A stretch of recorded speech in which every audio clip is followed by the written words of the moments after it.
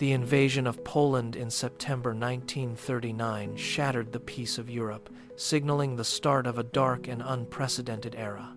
As Nazi forces solidified their control, they began implementing a brutal occupation policy designed to dismantle the very fabric of Polish society. This territory was soon transformed into the primary theater for the Nazi regime's most horrific and systematic campaign of mass murder. The Nazis identified Poland as the epicenter for their genocidal ambitions, largely due to its high density of Jewish communities and central location. This strategic choice allowed the regime to concentrate their victims in a controlled environment, far removed from the eyes of the outside world. To execute their so-called final solution, the Nazis initiated the construction of a vast, interconnected network of specialized extermination camps. These were not traditional military installations. They were purpose-built facilities designed with the cold, mechanical logic of an industrial factory. Auschwitz-Birkenau stands as the most infamous of these sites, a sprawling complex that became the ultimate symbol of the Holocaust's industrial scale. Beyond Auschwitz, the regime established other lethal sites including Treblinka, Sobibor, Belzec, Chelmno, and Majdanek across the Polish landscape. Each of these camps was meticulously engineered to process thousands of human beings daily, stripping away their dignity before their eventual murder. The efficiency of these death factories relied on a complex bureaucracy that coordinated transport, logistics, and the disposal of human remains. Victims were often lured to these locations under the guise of relocation, unaware that they were being sent to their final destination.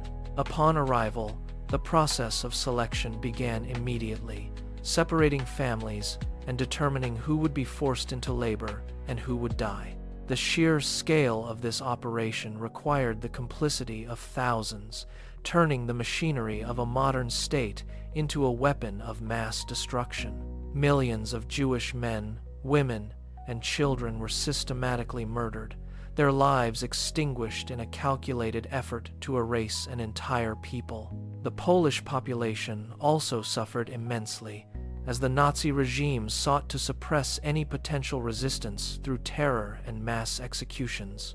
This period of history represents a profound rupture, a moment when the moral boundaries of civilization were completely and violently discarded.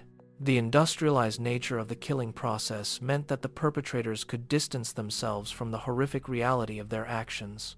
By utilizing gas chambers and crematoria, the Nazis attempted to sanitize the act of murder, treating human lives as mere raw material. The geography of Poland was forever altered by these sites, as the soil itself became a silent witness to the atrocities committed there.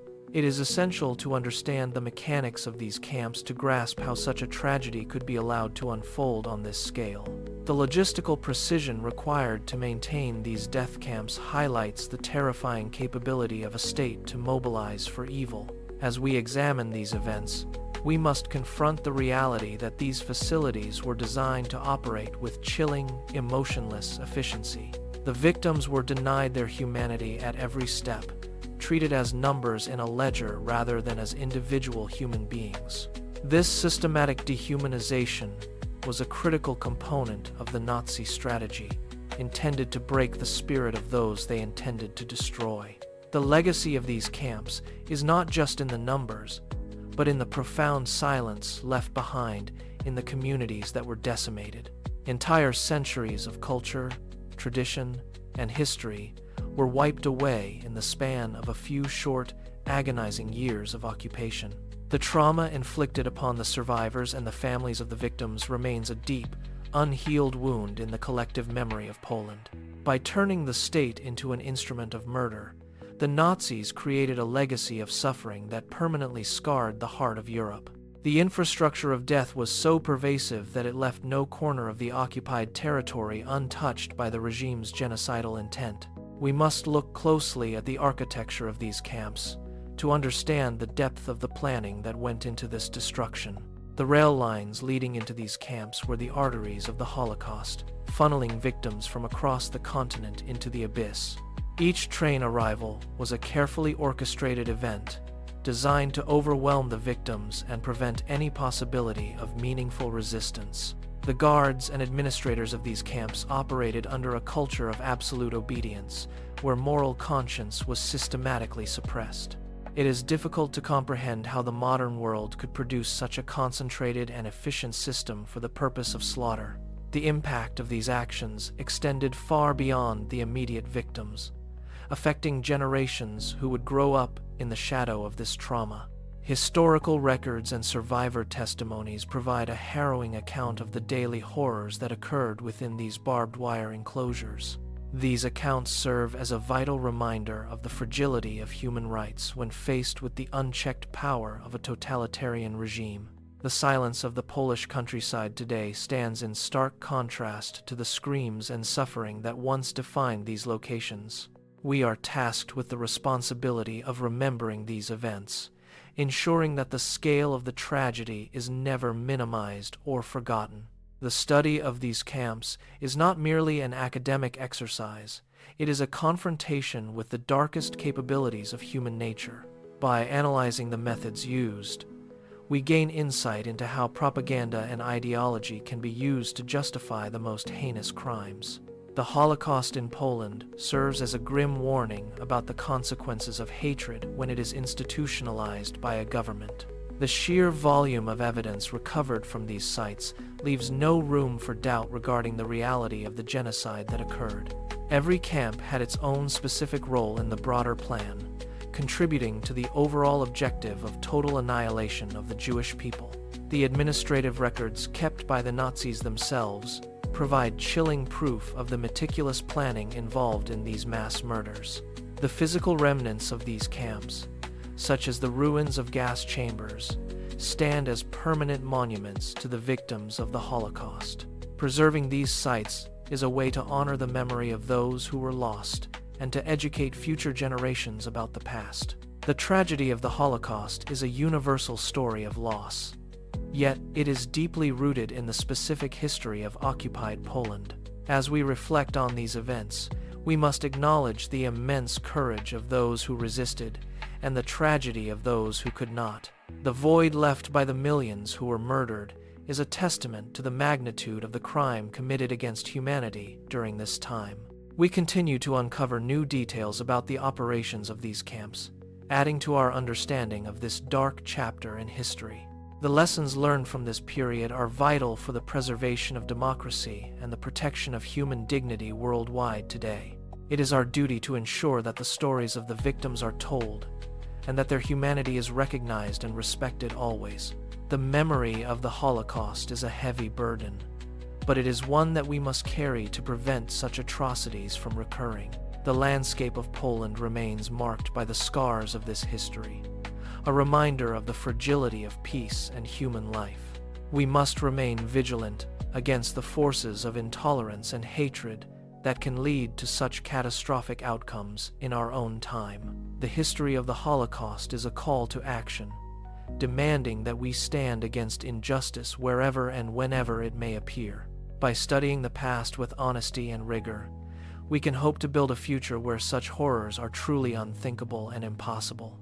The story of the Holocaust in Poland remains a defining moment in human history, one that continues to shape our understanding of evil. The human cost of these atrocities was truly staggering, resulting in the murder of millions of Polish Jews and non-Jewish Poles alike.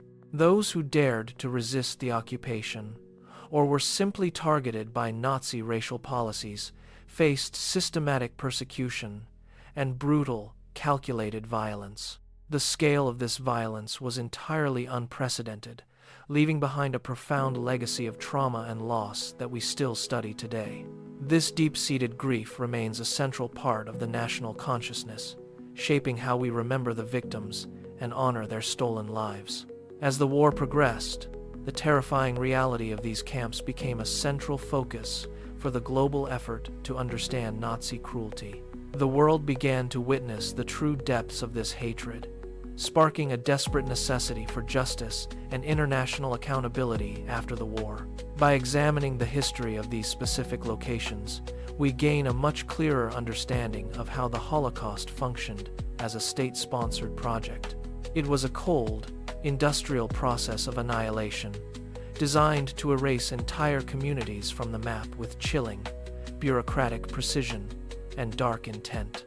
The memory of those who perished serves as a somber, permanent reminder of the extreme dangers posed by unchecked, state-sanctioned hatred and intolerance. Ultimately, we must preserve this historical truth with absolute integrity to ensure that such industrial-scale murder is never allowed to occur again. To understand the scope of this tragedy, we must look at the geography of the camps established across the occupied Polish territories.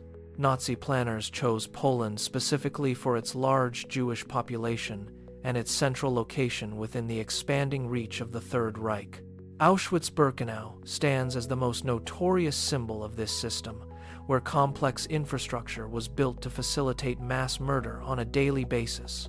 Beyond Auschwitz, other sites like Treblinka were constructed with the singular, horrific purpose of operating as death factories for immediate extermination.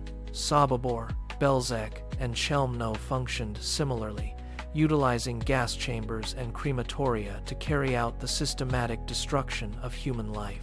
Majdanek, located on the outskirts of Lublin, remains one of the most preserved sites, offering a haunting glimpse into the camp environment. These locations were not merely prisons, but were nodes in a massive, interconnected network designed to maximize the efficiency of the killing. The logistical coordination required to transport millions of people to these sites reveals the terrifying extent of the Nazi bureaucratic machine. Railways became the arteries of this genocide, funneling victims from across occupied Europe into the heart of the Polish killing centers.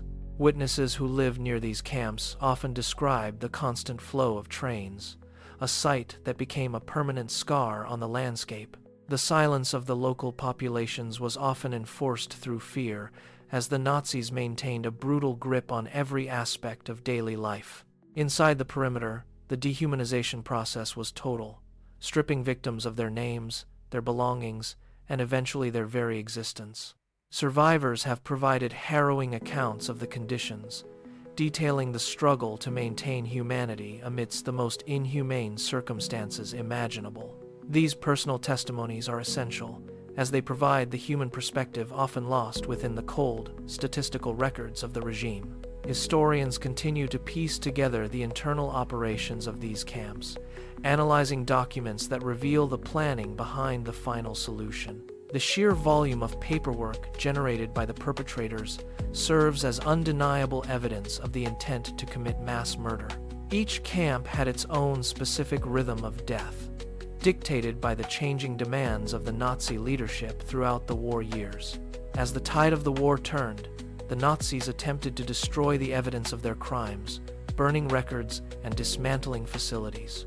Despite these efforts, the physical remnants of the camps and the testimonies of those who survived have ensured the truth remains. The liberation of these sites by Allied forces brought the full horror of the Holocaust into the light of the international community. Soldiers arriving at the camps were confronted with scenes of devastation that defied description and challenged their understanding of humanity. The images captured during those first days of liberation became the foundational evidence for the subsequent trials held at Nuremberg. Today, these sites serve as museums and memorials, dedicated to the preservation of memory and the education of future generations. Walking through the gates of Auschwitz or Majdanek is a somber experience, forcing visitors to confront the reality of the past. The preservation of these sites is a difficult task, as the physical structures continue to decay under the weight of time. Yet, the effort to maintain them is vital, as they stand as physical witnesses to the crimes committed on Polish soil. Education remains our strongest tool in preventing the resurgence of the ideologies that led to such catastrophic, state-sponsored violence. By teaching the history of the Holocaust, we equip younger generations with the critical thinking skills needed to recognize early warning signs. We must remain vigilant against the normalization of hate speech and the erosion of democratic values that protect our shared humanity. The stories of the victims, the survivors, and the witnesses must continue to be told, ensuring their experiences are never forgotten. We reflect on the resilience of those who resisted, often in the face of impossible odds, during the darkest years of the occupation. Their courage serves as a beacon of hope, reminding us that even in the face of absolute evil, the human spirit can endure. The legacy of the Holocaust in Poland is not just a national history, but a global one that demands our continued attention. We carry the responsibility of memory, ensuring that the lessons learned from this tragedy are integrated into our collective conscience. Let us honor the lives lost by committing ourselves to a future defined by tolerance, empathy, and the protection of human rights. The path forward requires us to acknowledge the complexities of this history while maintaining a clear moral stance against all forms of bigotry. As we conclude this examination, let the silence of these memorial sites speak to the necessity of our ongoing vigilance and compassion. May the memory of the millions who perished in Poland continue to guide our efforts toward a more just and peaceful world.